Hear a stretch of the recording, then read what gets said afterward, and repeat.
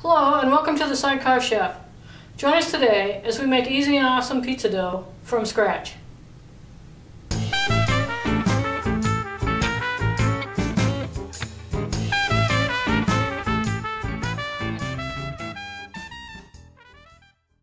Pizza is a well-established family favorite, but it can be often difficult to make the dough, even though the rest of the pizza making is easy and fun for everyone.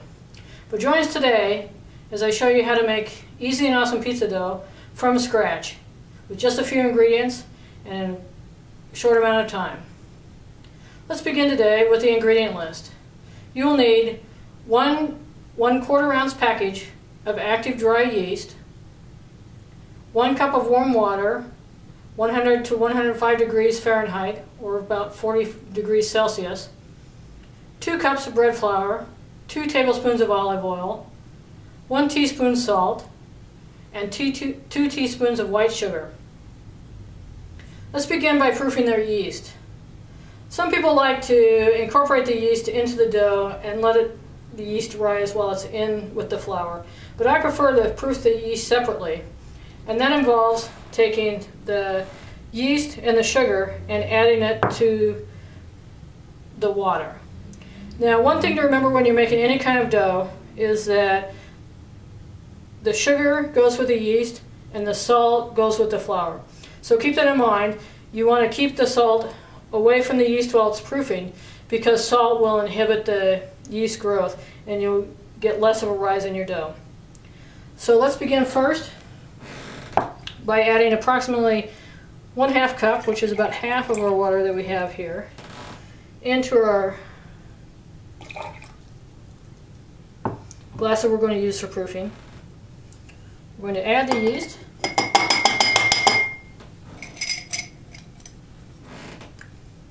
Get all of the yeast out of there.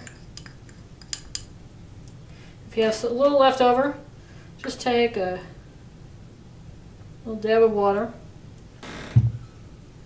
rinse it around in there, and get the last of the yeast out. Then let's give the yeast something to eat. So we're going to add the sugar to the yeast. And then I find a lot of uses for bamboo chopsticks. So I like to have a few set aside to use for stirring or making it.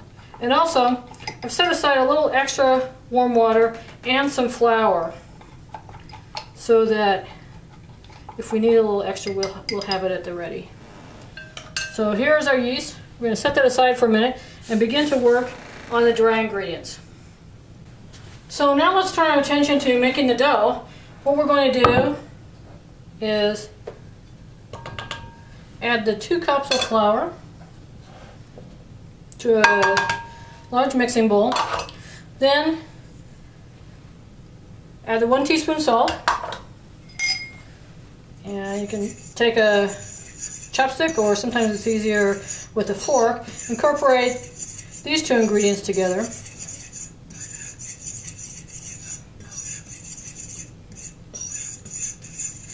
Then let's add the olive oil. Now, as I said before, you can omit the olive oil, but I like the taste, and so I'm going to use it. So here we have flour, salt, and oil mixture. The oil will clump up quite a bit in this, so don't worry about that, just incorporate it. And then let's add nearly all of the remaining warm water, but leave a little bit aside because I think we'll want to use it after we add the yeast. So again, working this together.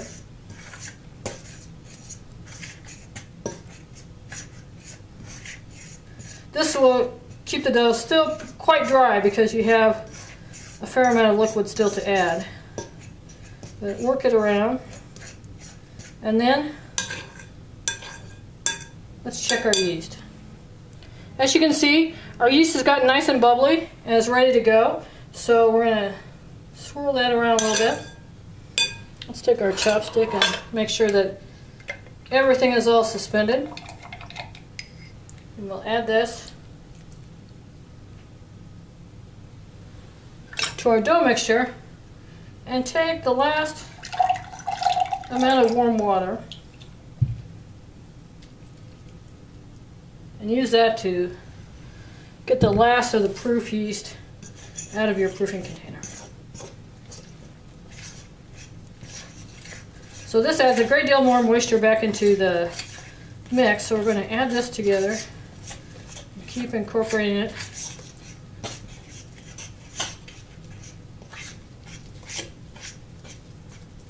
Now flour will absorb water or respond to a dry environment, so you'll have to take a look at this and adjust your own dough mix accordingly. This is still a little wet, so I've set aside some extra flour and add a little bit to the dough here before I turn it out.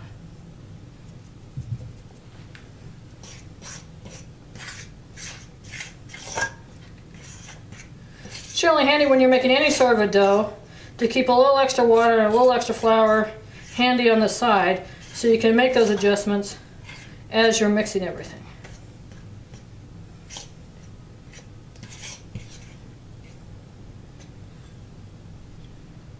Alright.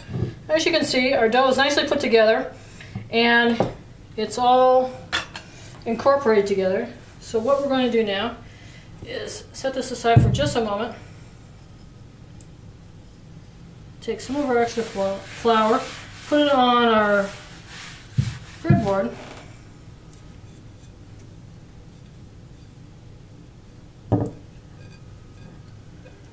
and take our dough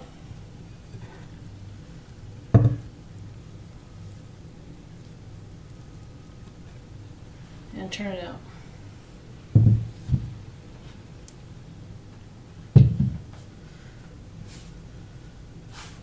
So now we're going to begin to mix this together. You can add additional bits of flour.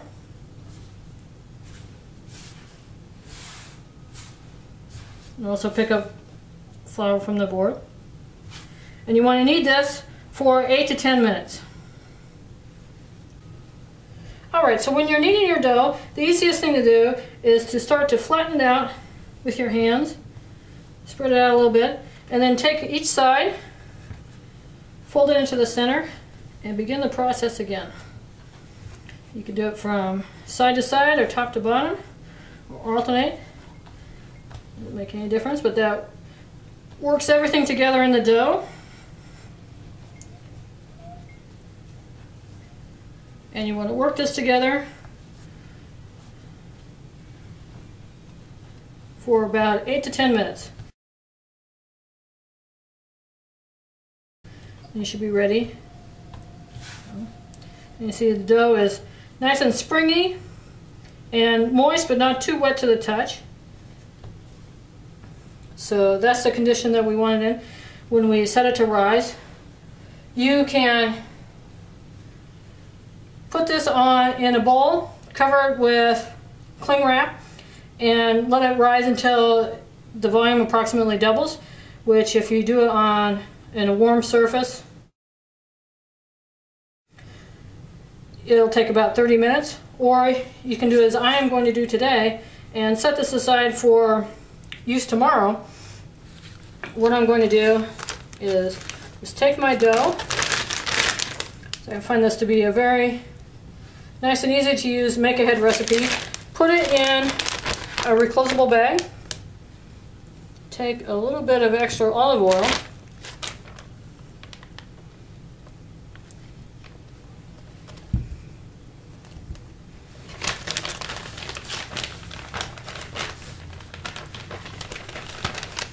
Use that to coat the surface so it won't dry out. There we go. Now take your bag and close it most of the way, but leave a little space in the top that's open so that the gas that is released by the yeast as it expands will go out the bag. Then set this in the refrigerator, and tomorrow night you'll have an easy job of making fantastic pizza.